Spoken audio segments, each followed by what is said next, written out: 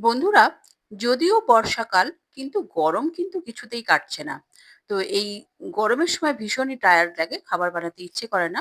অনেক সময় শরীর পারমিট করে না, বা অনেক সময় সময় সংক্ষিপ্ত থাকার জন্য আমাদের কিন্তু স সমস্ত রেসিপি বানিয়ে হয়ে হয়ে ওঠে না। তো এই সংক্ষিপ্ত সময়ের মধ্যেই কিন্তু এই রেসিপিটি তোমরা বানিয়ে ফেলতে পারবে। এটি ভীষণই টেস্টি এবং হেলদি একটি রেসিপি। Hello everyone! আশা করছি তোমরা সবাই খুব ভালো আছো, সুস্থ আছো, নিজেদের খেয়াল রাখছো। বাই দ্য ওয়ে, আমি দীপালি। তোমরা দেখছো তোমাদের চ্যানেল মায়ের আদরে রান্না। তাহলে চলো শুরু করা যাক। তো আজকে আমি তোমাদের সঙ্গে শেয়ার করতে চলেছি লাউয়ের একটি ইউনিক রেসিপি, যা হয়তো তোমরা আগে কখনো ট্রাই করোনি।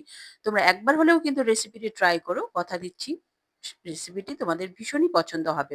তো দেখো, আমি একটি নিয়ে নিচ্ছি একটি বড় সাইজের লাউ। তো এই লাউটিকে আমি ছোট ছোট টুকরো করে কিন্তু কেটে নিয়েছি। তো লাউ কেনার সময় একটু দেখে নিতে হবে লাউয়ের যেন বীজ না থাকে এবং সেটি যেন নরম হয়, কচি হয়। তো দেখো, লাউ কাটার পরে আমি প্রেসার কুকার বসিয়ে দিয়েছি। প্রেসার কুকারে দিয়েছি ২ চামচ সর্ষের তেল। তেল গরম হয়ে গেলে আমি এর মধ্যে একটু শুকনো লঙ্কা ফোড়ন এবং ১/২ চামচ গোটা জিরে ফোড়ন দিয়ে আমি কিন্তু লাউগুলো এর মধ্যে দিয়ে দিচ্ছি। আমি কিন্তু রান্নাটা প্রেসার কুকারের মধ্যেই কমপ্লিট করব। তোমরা দেখতে থাকো। স্কিপ করো না প্লিজ। লাউ দেওয়ার পর আমি এর মধ্যে দিয়ে দিলাম একটি বড় সাইজের পেঁয়াজ কুচি, একটিকে ৪ টুকরো করে, ৪-৫ কোয়া রসুন এবং দিয়ে দিলাম ২ টো কাঁচা লঙ্কা এবং এর মধ্যে দিয়ে দেব ২ টো বড় সাইজের টমেটো।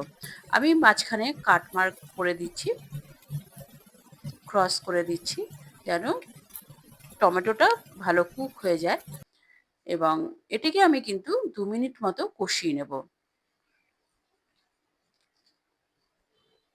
খুব বেশি কিন্তু আমাদের কষানোর দরকার নেই এখানে। তো দেখো, মিনিট খানেক আমি নাড়াচাড়া করার পর এর মধ্যে দিয়ে দিলাম আমি স্বাদ মতো নুন এবং ১/২ চামচ হলুদ গুঁড়ো। দিয়ে কিন্তু আমি একটু নাড়াচাড়া করে নিচ্ছি। এরপর আমি এর মধ্যে দিয়ে দিচ্ছি ছোলার ডাল, যা আমি সারারাত ভিজিয়ে রেখেছিলাম। তো দেখো, আমি তোমাদের দেখিয়ে দিচ্ছি, একদম কিন্তু ভিজে গেছে। আমি কিন্তু ১/২ কাপ ছোলার ডাল এখানে ব্যবহার করছি। যখন ভিজিয়েছিলাম ১/২ কাপ ছিল, এখন ফুলে একটু বেশি হয়ে গেছে। তোমরা তোমাদের রিকোয়ারমেন্ট অনুযায়ী ব্যবহার করতে পারো বা ছোলার ডাল স্কিপও করতে পারো। তো ছোলার ডাল দিয়ে নাড়াচাড়া করার পর আমি এর মধ্যে দিয়ে দিলাম কালারের জন্য অবশ্যই কাশ্মীরি লঙ্কার গুঁড়ো। তোমরা এখানে শুকনো লঙ্কার গুঁড়োও ব্যবহার করতে পারো, তোমরা যদি বেশি ঝাল পছন্দ করো। এবং এর মধ্যে দিয়ে দিয়েছিলাম ১ টেবিল চামচ ধনে গুঁড়ো। এছাড়া আর কোনো মসলাই কিন্তু আমাদের এখানে প্রয়োজন নেই। দেখো, এটিকে আমি ১ মিনিট মতো সাঁতলে নেওয়ার পর আমি এখানে দিয়ে দিলাম পৌনে ১ কাপ মতো জল। খুব বেশি জল কিন্তু আমরা এখানে ব্যবহার করব না। কারণ প্রেসার কুকারে সিটি পড়বে এবং লাউয়ের মধ্যে প্রচুর ময়েশ্চার থাকে, তোমরা জানোই, টমেটোতে তো আছেই। তো আমি কিন্তু ভালো করে জলটা মিশিয়ে দেওয়ার পর, জল দেওয়ার পর আমি কিন্তু প্রেসার কুকারের ঢাকনা বন্ধ করে সিটিটা লাগিয়ে দিলাম। মিডল ফ্লেমে আমি কিন্তু ২ টো সিটি দিয়ে দেবো। তাহলেই কিন্তু আমাদের অলমোস্ট কুক হয়ে যাবে বলতে পারো। তো দেখো, সিটি পড়ে গেছে। আমি কিন্তু প্রেসার কুকারের প্রেসারটা রিলিজ হওয়ার পরেই ঢাকনা খুলে আমি কিন্তু টমেটোর যে স্কিনটা থাকে, তো সেটাকে আমি কাঁটা চামচের সাহায্যে বার করে নিচ্ছি। স্কিনটা থাকলে কিন্তু খেতে ভালো লাগে না। তো এরপর আমি ভালো করে কিন্তু নাড়াচাড়া করে নেব, বলতে পারো ঘুঁটে দেব। কিছুটা ডাল গোটা গোটা থাকবে, কিছুটা স্ম্যাশ হয়ে যাবে, কিছুটা লাউ স্ম্যাশ হবে, কিছুটা গোটা থাকবে। তবেই না খেতে মজা লাগবে, তাই না? দেখতেও ভালো লাগবে এবং খেতেও ভালো লাগবে, সেরকম টেস্টিও হবে। তো দেখো, এভাবে কিন্তু আমাদের নাড়াচাড়া করে ৫ থেকে ৭ মিনিট মতো আমাদের কিন্তু ফুটিয়ে নিতে হবে। তো ৫ মিনিট পরে আমি কিন্তু এর মধ্যে দিয়ে দিচ্ছি কাসুরি মেথি, যেটা আমি শুকনো খোলায় ভেজে রেখেছিলাম, এবং এর মধ্যে আমি দিয়ে দিলাম ১/২ চামচ সাম্বার মসলা। তো আমার মনে হলো যে এখানে সাম্বার মসলাটা খুব ভালো লাগবে, যেটা আমার ঘরের তৈরি করা। তো যদি রেসিপি তোমরা না দেখে থাকো তাহলে কিন্তু দেখে নেওয়ার অনুরোধ থাকলো। এবং এর মধ্যে দিয়ে দিয়েছিলাম কিছুটা পরিমাণ ধনেপাতা কুচি এবং ভালো করে কিন্তু আমি মিশিয়ে নিচ্ছি এবং আরো ২ মিনিট আমি এখানে ফুটিয়ে নেব।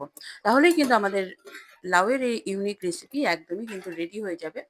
দেখো, আমাদের রেডি হয়ে গেছে লাউয়ের এই রেসিপি। এবার আমি এটা সার্ভ করে দিচ্ছি। তোমরা এটা গরম ভাত, রুটির সঙ্গে কিন্তু ট্রাই করতে পারো। ভীষণই ভালো লাগে এবং ভীষণই টেস্টি এবং হেলদি। তোমরা দেখতেই পেলে খুব বেশি তেল মসলা আমি এখানে ব্যবহার করিনি। তোমরা একবার হলেও কিন্তু ট্রাই করো এবং ওপর থেকে সামান্য আমি ধনেপাতা কুচি এবং কাঁচা লঙ্কা দিয়ে গার্নিশ করে দিলাম।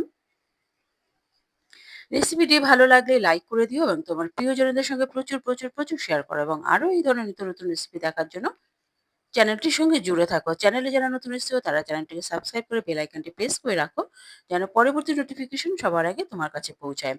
এবং রেসিপিটি যদি ফেসবুক পেজ থেকে দেখে থাকো তাহলে পেজটিকে অবশ্যই ফলো করে রাখার অনুরোধ থাকলো।